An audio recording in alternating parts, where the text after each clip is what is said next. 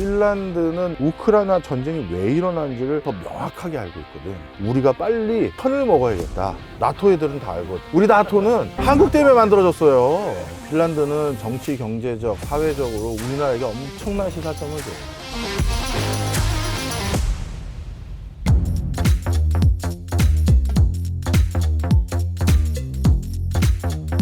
핀란드가 요 근래 나토에 가입하려고 부단하게 애를 써. 근처에 엄청난 강대국들이 있으면서 그들에 비해서 경제력이나 인구 숫자가 좀 적은 나라들은 항상 고민에 빠져. 쟤네들하고 안 엮이고 싶은데 독일에다 붙었더니만 얘는 좀 싸움 좀 한다고 해서 얘네 때문에 또 말렸지, 또 영토 뺏겼지. 그리고 2차 세계대전 끝나고 봤더니 옆에는 러시아 있고, 내가 다시 누구랑 편을 먹으면 내 손에 장을 짓는다. 영세 중립국을 추종하게 된 거야. 잠깐만, 스위스도 중립국이라고 하잖아요. 근데 근데 영세 중립국이라고 합니까, 스위스도? 그래서 우리 다큐썰을 보면 우리 여의도 맨션에 영세 중립국이란 무엇인지에 대해서 다큐멘터리 원고 한번 또 썼습니다. AI 박정호가 친절하게 읽어드릴 거예요. 영세 중립국은 뭐고, 현재 국제사회에서 인정하는 중립국은 누구이고, 그리고 핀란드는 100% 법적으로 보장받은 중립국은 아니고 중립국 행세를 했다라는 걸 잘 아실 수 있습니다. 자, 그런데 핀란드가 요즘 어떻게 된다? 아니, 그렇게 중립국을 추종했던 나라가 갑자기 나토에 가입하겠다는 거야. 그 얘기는 뭐다? 본인들이 요즘 다시 옛날의 그 기운을 슬슬 느끼고 있어. 이거 전쟁이 좀 확산되는 거 아니야? 전쟁이 오래 가는 거 아니야? 지금 이 러시아 우크라이나 전쟁이. 그렇지. 특히 핀란드는 우크라이나를 딱 쳐다봤더니 우크라이나 전쟁이 왜 일어난지를 우리보다 더 명확하게 알고 있거든. 돈바스 지역이라고 알지? 예, 들어봤어. 응. 이 돈바스 지역이 우크라이나의 가장 러시아에 붙어있는 쪽에 있는 지자체 중에 하나인데, 사실 푸틴도 뭐 아주 미치광이는 아니야. 왜냐하면 이 돈바스 지역에 푸틴이 우크라이나 침공하기 전에 거기서 저게 있었겠지, 지자체 선거가. 그 지자체 선거에서 어떤 일이 있었었냐면 친러주의 성향의 정당이 원내에 진입해서 다수당에 가까운 의석을 확보한 거야. 그리고 나서 어떻게 했느냐, 우리 돈바스는 자치할 거야. 중앙정부에서 이래라 저래라 하지 마. 치외법권 지역이 돼버린 거지. 중앙에서 이래라 저래라 할 수 없는 그런 상황이 돼버린 거야. 그래서 푸틴이 그거를 보고 내가 너희들을 해방시켜줄게. 이게 이제 명분이었던 거야. 바로 그걸 딱 본 사람들이 유럽인들이잖아. 그런데 핀란드가 어떤 상황이냐? 사실 그동안 핀란드와 러시아는 국경이 엄청 길다고 했잖아. 그러다 보니 러시아 사람들인데 그냥 핀란드로 넘어온 사람들이 많아. 지난 뭐 2차 세계대전 이후부터 러시아 체제가 싫어서, 또는 경제적으로 핀란드가 좀 더 잘 사니까, 뭐 이 여러 가지 이유로 러시아 사람들이 그냥 넘어온 거야. 그러다 보니 자연스럽게 핀란드, 특히 북부 지방 쪽은 러시아 말을 쓰는 사람들도 많고, 핀란드어가 아니라 그 다음에 친러주의 성향을 가진 사람들이 엄청 많아. 그러다 보니 어떤 일이 생겼다? 야, 이거 자칫 잘못하면 우리도 우크라이나처럼 지방자치 선거 있을 때 쟤네들은 딱 편먹고, 우린 됐어, 러시아 말 쓰고, 예를 든 거야. 러시아 말 쓰고 경찰도 우리가 따로 뽑고 우리가 알아서 할 테니까 우리 신경 쓰지 마 하는 순간, 이거 진짜 네 말대로 우크라이나 꼴이 날 수가 있잖아. 그러면 이걸 막기 위해선 우리가 빨리 지금 편을 먹어야겠다. 러시아가 우크라이나는 쉽게 들어왔던 가장 결정적인 이유가 나토에 가입이 안 돼 있었거든, 우크라이나는. 그래서 우리는 나토에 빨리 가입을 해서 함부로 못 들어오게 하자. 이렇게 이제 생각을 하면서 나토 가입을 서두른 거야.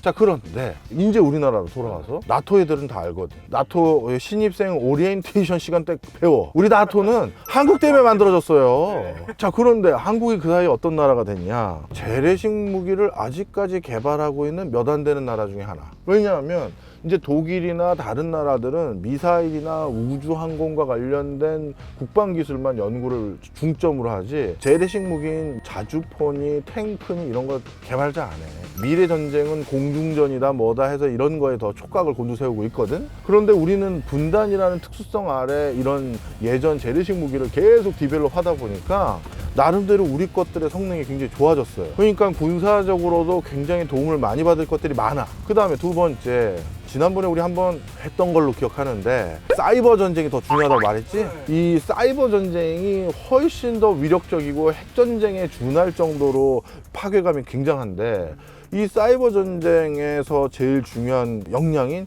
정보통신 역량, 그것도 하드웨어를 잘 만드는 역량, 반도체 말하는 거야. 이거는 한국의 갑 오브 갑 중에 하나거든. 그런데 그 반도체를 적성 국가에 해당될 수 있는 중국이랑 러시아한테는 공유를 덜 해주고 우리들하고 공유를 더 많이 해준다? 이거는 전세에서 상당히 우위를 잡을 수 있는 요소지. 그리고 군사장비 중에서 요즘 반도체 안 들어가 있는 게 어디 있어. 이번에 그 반도체 중요함을 다시 알 수 있었던 게 러시아 우크라이나 전쟁 때 러시아인들이 버리고 간 그 러시아 탱크, 그 탱크를 뜯어봤어요. 종군 기자들이나 이런 사람들이. 도대체 얘네들은 반도체 직접 생산 못할 텐데 이 탱크 안에도 반도체 좀 들어가야 되는데 도대체 뭘로 만든 건지 너무 궁금하잖아. 그래서 뜯어봤더니 세상에 냉장고, 세탁기 이런 데 붙어 있을 법한 그 반도체들을 띄어다가 거기 붙여놨을 정도로 그런 형태로 반도체 수급을 자체적으로 어려워하고 있거든.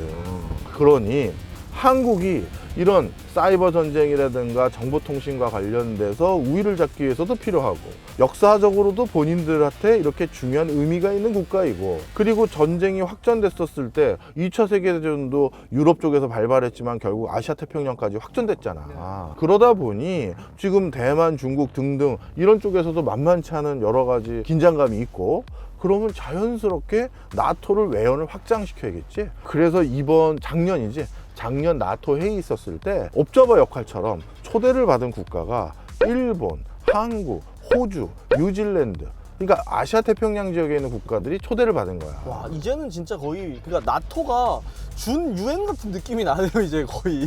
그렇지. 유엔 가면 중국하고 러시아 때문에 아무것도 의사결정이 제대로 안 되니까 따로 이제 편을 먹기 시작한 흐름이 이 나토에서도 확인이 된다. 핀란드는 나토 가입을 저절로 할 거야. 근데 이제 문제가 있어. 우리지, 우리. 이제 우리도 뭔가 나토 가입을 해야 하는 상황이 올 수도 있는 건가요? 가입까지는 요구를 안 할 수 있어.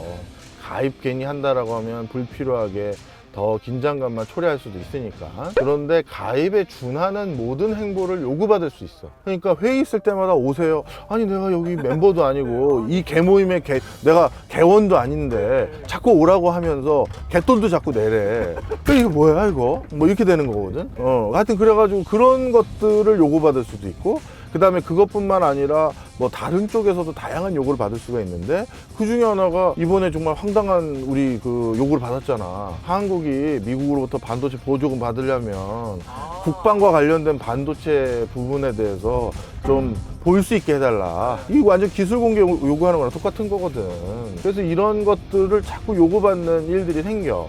그럴 때 이걸 딱 무 자르듯이 자르는 제일 좋은 방법은 원래 핀란드가 추진했었던 중립국이었던 거잖아. 우리도 됐어요. 중립국.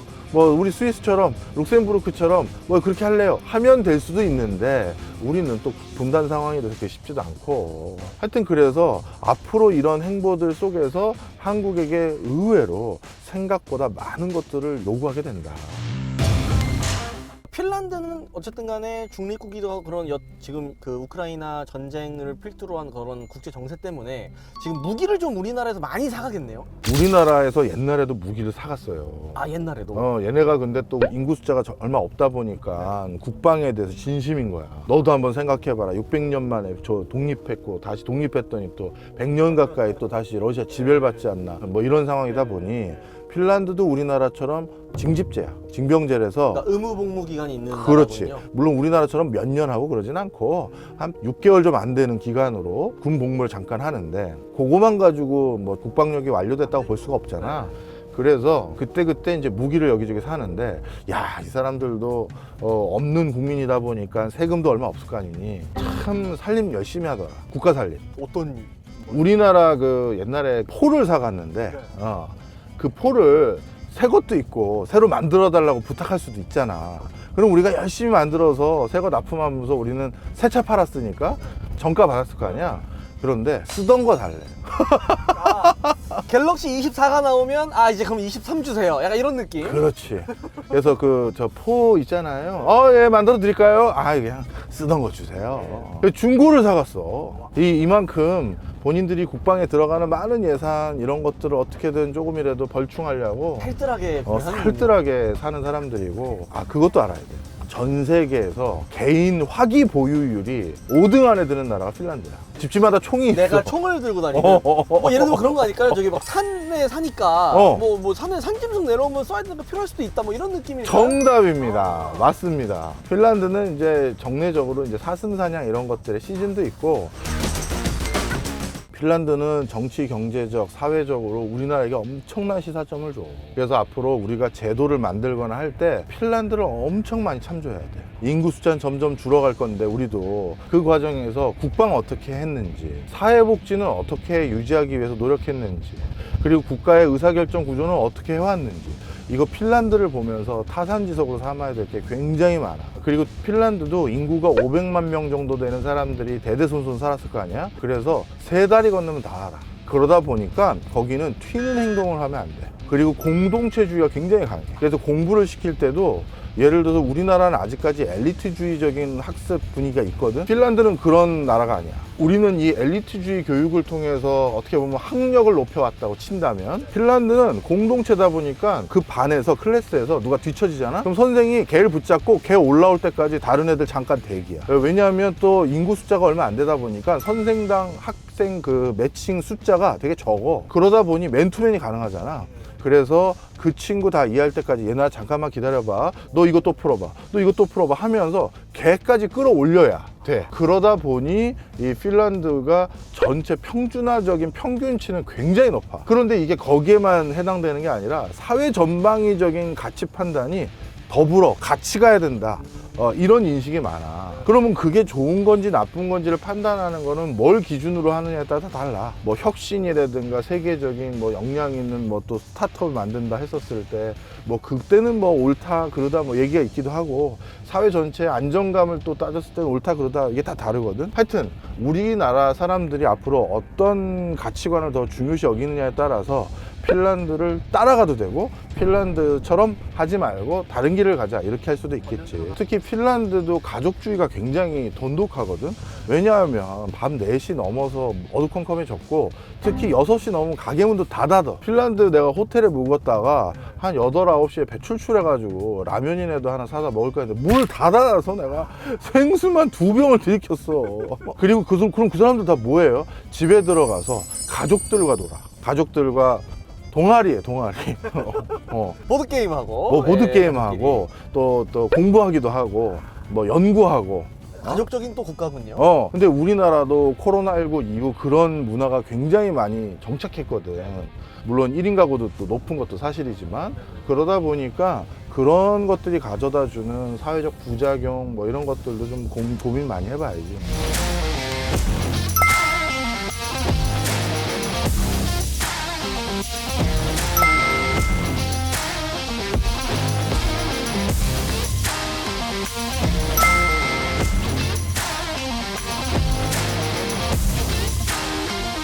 구독자분들 궁금한 나라 말씀 주시면 제가 아는 나라인 경우에는 반드시 해드리고, 모르는 나라는 시간 조금만 주시면 현지 주재원이라든가 영사님들 이런 분들께 전화 올려서 저 여의도 멘션의 박정호입니다. 누구요? 여의도 멘션의 박정호요. 뚜뚜뚜 하면서 하면서 안 사요 하면서 연구해서 알려드리겠습니다. 알겠습니다.